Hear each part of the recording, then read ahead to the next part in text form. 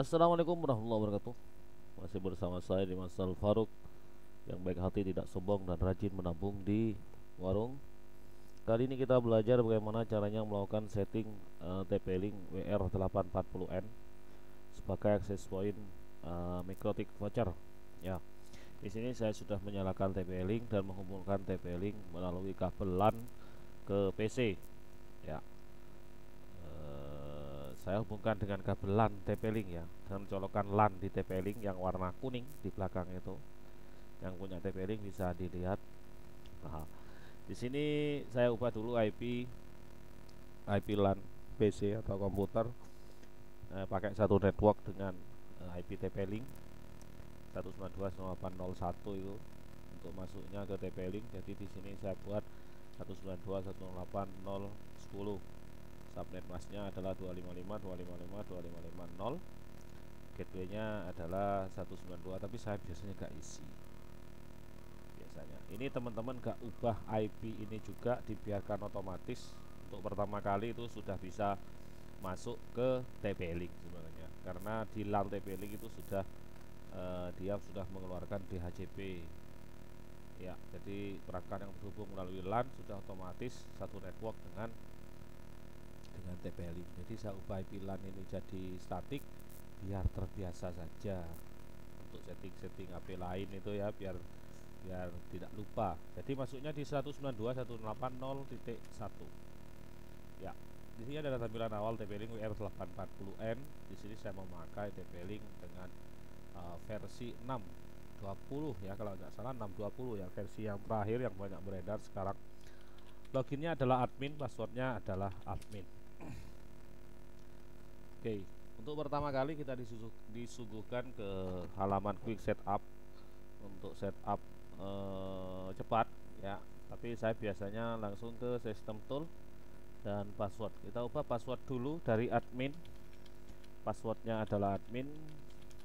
Biasanya saya ubah dulu ya, terserah sih, terserah teman-teman mau ini all username ya berarti admin, all password berarti admin, new username berarti username baru yang akan dibuat, new password ini juga password baru yang dibuat, dan confirm password dikonfirmasi untuk diketik 2 kali untuk password barunya ya, untuk verifikasi. Lalu kita klik save, maka teman-teman akan disuruh login lagi dengan password yang baru gitu ya.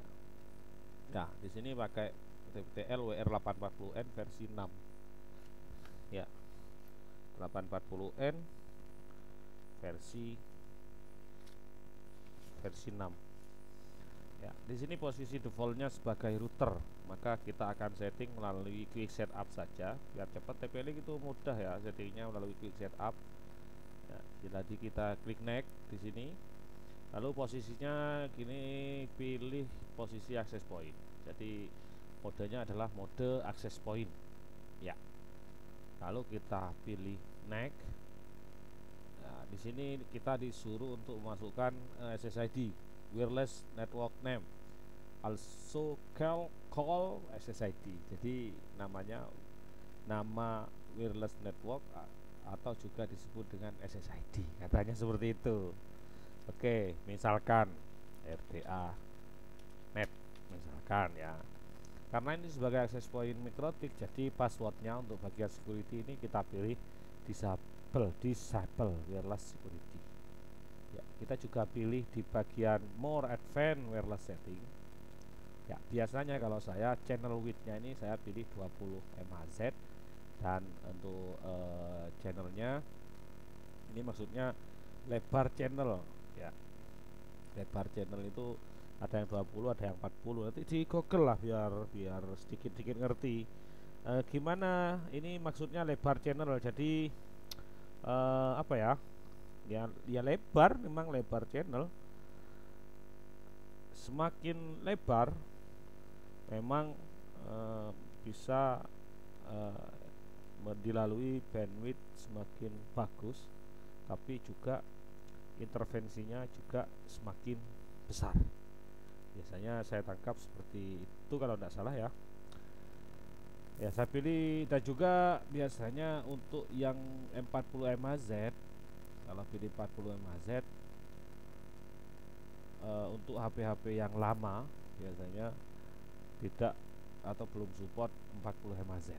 Untuk HP-HP jadul, untuk Nokia jadul itu ya, E63 itu ya, itu kan mainnya masih 20 mAh. Ya, teman-teman bisa bebas pilih untuk channel width-nya, tapi kalau saya biasanya pilih yang 20 mAh. Ini tidak wajib sebenarnya untuk disamakan dengan saya, jadi disesuaikan dengan kondisi di lapangan. Bisa pilih auto, bisa pilih 20, bisa pilih 40. Kalau saya biasanya pilih 20 mAh. Channel ini ya channelnya saya biasanya untuk 2,4 pilihnya di channel 1, 3, 6 atau 11. Itu aja biasanya. Saya pilih satu saja. Ini juga opsional ya teman-teman, bisa disesuaikan dengan kondisi lapangan. Kan setiap daerah itu berbeda-beda kondisinya, intervensinya juga berbeda-beda kan. Ya, saya biasanya satunya ini pakai satu misalkan, terus saya setting lagi access point pakai 3 gitu misalnya, seperti itu. Lalu kita klik next. Ya, untuk LAN tipe saya pilih static IP. Nah, nanti karena akan dibuat sebagai access point mikrotik, kalau saya biasanya ini dibuat satu network dengan IP mikrotik. Jadi saya pakai IP itu kadang 10.10.10.1/24 gitu ya. Jadi ini biasanya saya buat 10.10.10.2, atau mau dibiarkan default juga tidak apa-apa ya teman-teman. Jadi kalau akses AP ini juga nanti aksesnya melalui alamat IP ini ya, nanti melalui IP address pada di LAN ini, bagian LAN ini ya. Biar tidak bingung, biarkan default saja.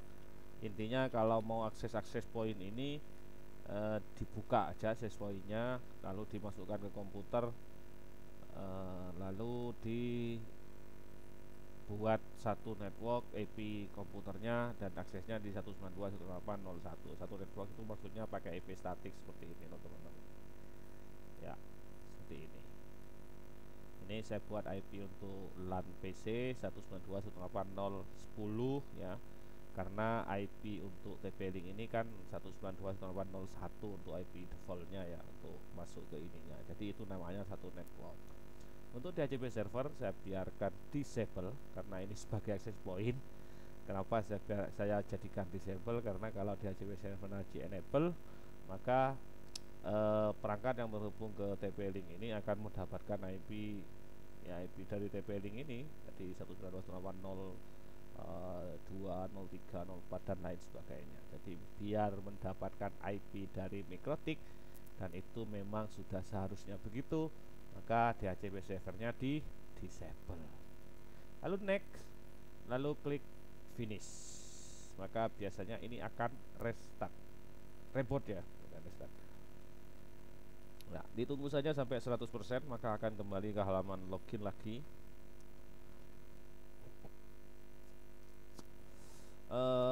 Sambil ngomong-ngomong juga, teman-teman ada yang masih bingung antara istilah reboot, restart, dan reset. Ya, reboot dengan restart itu sama.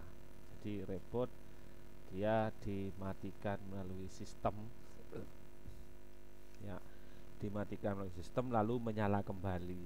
Jadi ya di reboot lah, di restart, di start ulang. Jadi dia dimatikan dari sistem, lalu dia akan menyala kembali. Ya, ada reboot, ada restart, ada reset, ada shutdown. Kalau shutdown ya dimatikan dari sistem. Ya, ini sudah kembali ya teman-teman. Jadi kembali biar gak ngambang, reset sama reboot sama restart itu beda. Jadi kalau reboot sama restart itu sama, istilahnya aja beda, intinya sama lah. Kalau reset itu menghapus semua settingan di sini, jadi reset default gitu, menghapus semua settingan. Oke, kembali ke TP-Link.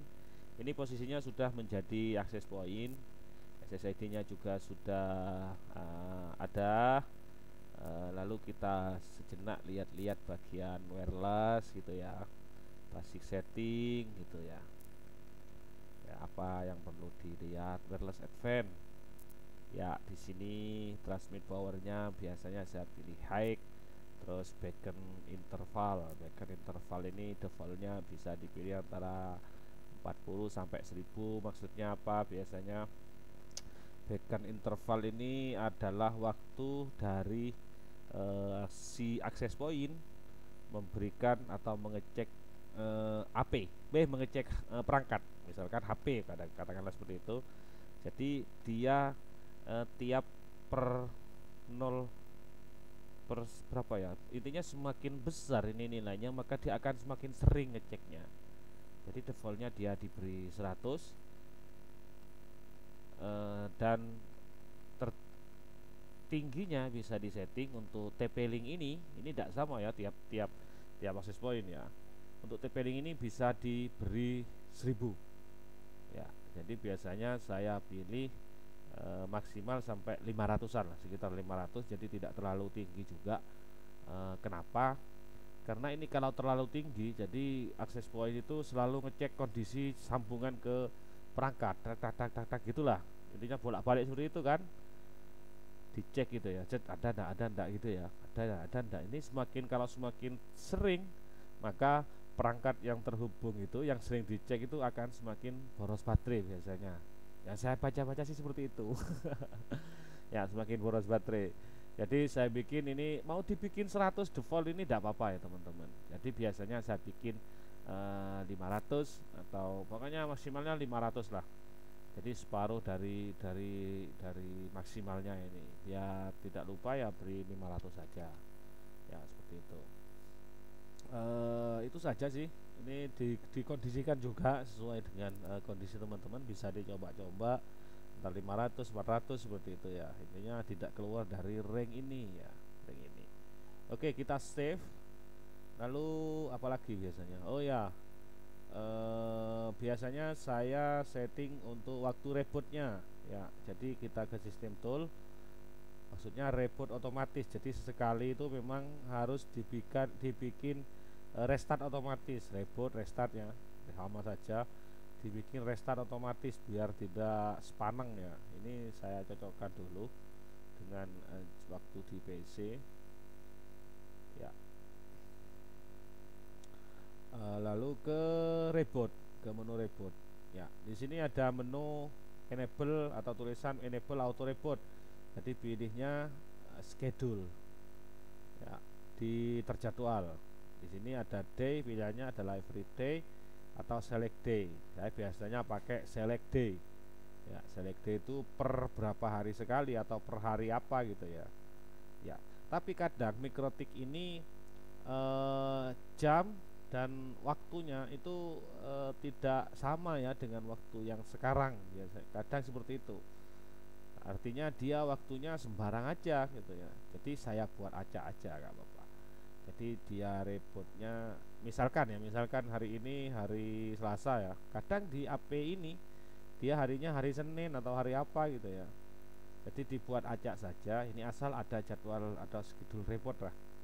Ada jadwal untuk auto rebootnya. Jadi Monday, Wednesday, Friday, Sunday. Untuk waktunya juga bikin acak saja. Secara default saya bikin jam 3 pagi ya, jam 3 pagi dia akan reboot jam 3 pagi menurut waktu TP-Linknya ya. Jadi dia akan reboot meskipun ini nanti waktunya TP-Linknya ini tidak cocok, meskipun tidak jam 3 pagi ya gak apa-apa lah, cuma sebentar kok, reboot itu paling 30 detik selesai. Kita pilih save. Oke, segitu saja, ini sudah cukup kayaknya. Mana lagi? Tidak ada sih opsional, cuma yang lain mau ngubah SSID ya di sini, terus start monitor, mark filter ya biarkan aja lah seperti ini dulu ya. Seperti sudah itu saja ya. Di HCP nya memang disable sudah benar ya. Oke, segitu saja ya teman-teman, semoga bermanfaat belajar kita kali ini setting TP-Link WR840N sebagai access point, dan posisinya nanti pada saat dicolok ke jaringan Mikrotik posisinya adalah di LAN. Jadi di posisi colokan warna kuning. Biasanya kalau TP-Link di belakangnya itu ada colokan warna kuning, ada colokan warna biru. Yang kuning itu biasanya ada empat colokan LAN, dan satunya ada warna biru, dia port 1-nya. Jadi untuk ke access point itu, untuk TP-Link ini dia dicolokkan warna kuning ya. Jadi warna kuning itu dicolok ke access point, atau warna kuning ini nanti dibuat estafet ke access point lain. Oke, situ saja teman-teman, semoga bermanfaat. Mohon maaf jika ada salah-salah kata, saya tidak bermaksud menggurui, cuma sekedar berbagi dengan harapan semoga yang teman-teman yang masih belajar bisa sedikit paham dengan video yang sangat sederhana ini. Terima kasih, mohon maaf untuk para master, untuk para senior. Saya Dimas Al-Faruq dari channel belajar Dimas Al-Faruq, Dimas Pecinta Online. Selamat menjalankan aktivitas, tetap sukses, tetap semangat, jaga kesehatan, dan wassalamualaikum warahmatullahi wabarakatuh.